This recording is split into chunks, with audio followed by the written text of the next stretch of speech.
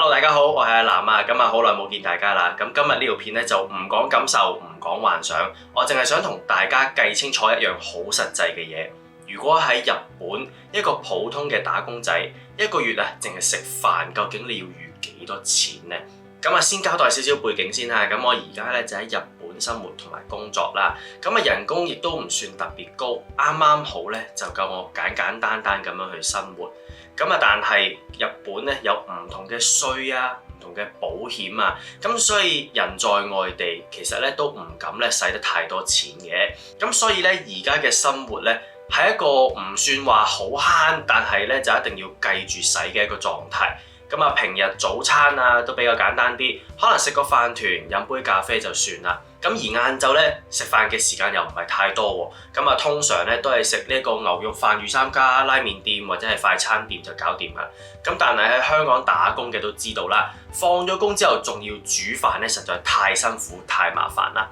所以夜晚嗰餐咧，好大機會咧我都可能係食便當嘅。所以今日呢條片咧就唔係教大家慳到盡，而係想俾大家睇下究竟喺日本最現實最貼地嘅生活，一個月要幾多錢去做一個食飯錢嘅。首先講下日本便當係點樣一回事先啦。其實喺日本咧食便當其實好普遍嘅啫，正如喺香港食飯盒兩餸飯一樣。如果大家嚟日本搭新幹線嘅時候咧，一定會喺車站度見到有好多唔同類型嘅便當。雖然咧嗰啲都算係日本人現實上會食嘅便當啦，但係始終咧都係偏向旅客先會買嘅一啲便當。好少打工仔咧日日會食呢啲便當嘅。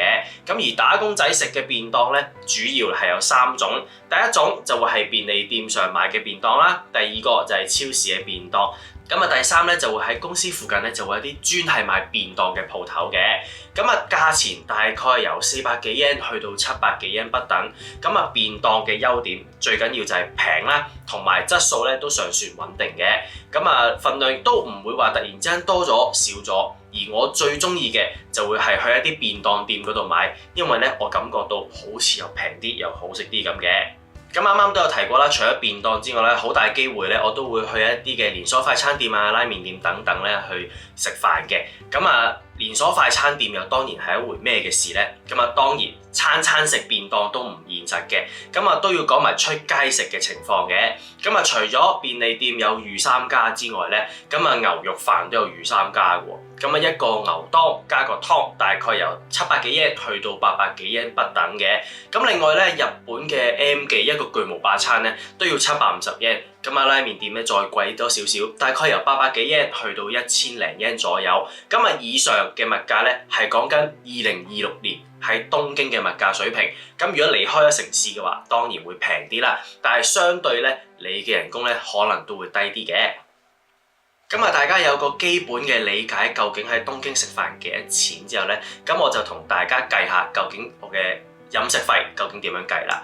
如果我冇特別約朋友出街食飯嘅話咧，我自己一個禮拜大概咧會有4到5餐，可能係食呢個便當啦，4到5餐可能係拉麵店或者快餐店。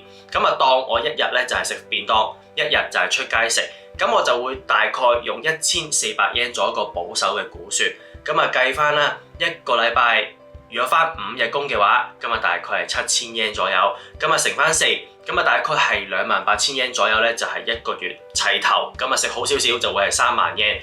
呢一個數咧，當然就唔係最低啦。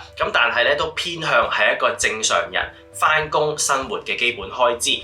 如果當然啦，你晏晝自己帶飯嘅，夜晚翻屋企煮，一定係最平嘅。但係咧就唔係個個人都可以做到咁有紀律，晏晝帶飯，夜晚煮飯嘅。所以咧食便當喺日本工作嘅話咧，其實就係介乎一個於自己煮同埋出街食之間，亦都唔錯，亦都方便嘅選擇嚟嘅。聽到呢一度咧，你可能就會問啦，日日食便當究竟飽唔飽㗎？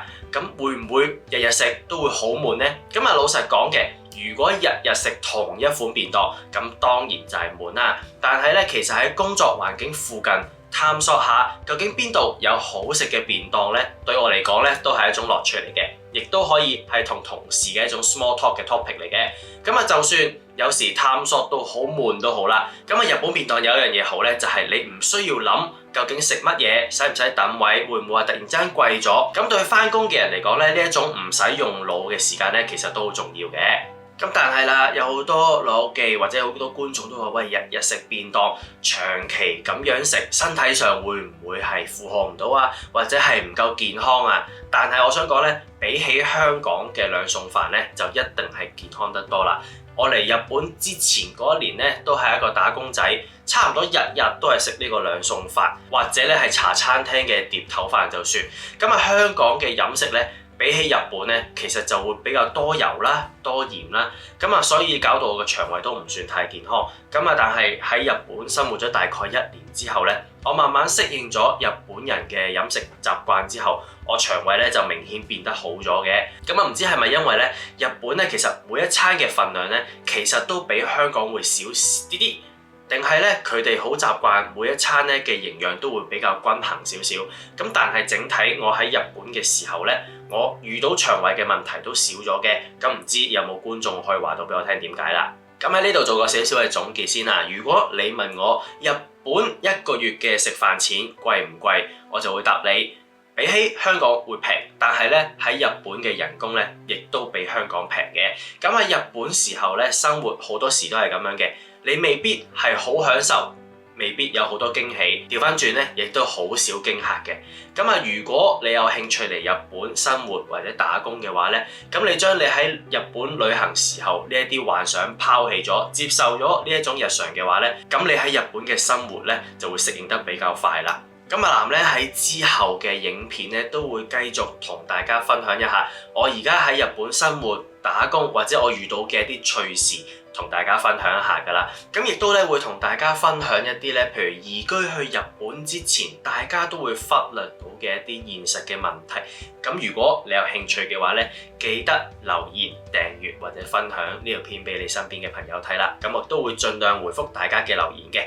我哋下條片再見，拜拜。